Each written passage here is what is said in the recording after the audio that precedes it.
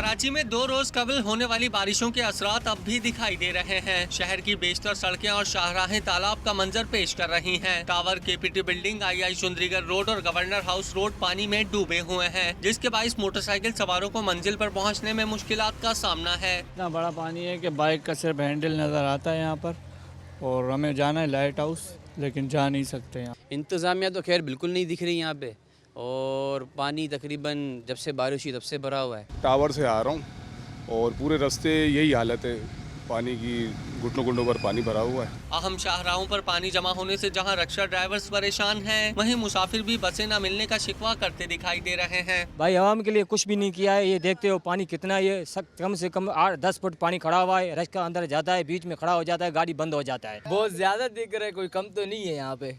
कोई कम हुए तो समझ आते है, जो बंदा बोले जो गाड़ी इसमें घुसेड़ ले बंद नहीं हो रहे, इधर तो मस्जिद ही बंद हो रहे। इंतजामिया की गफलत और नाअहली के बाइस शहर का हुलिया बिगड़ कर रह गया है, जिससे लोगों का घरों से निकलना भी मुहाल है।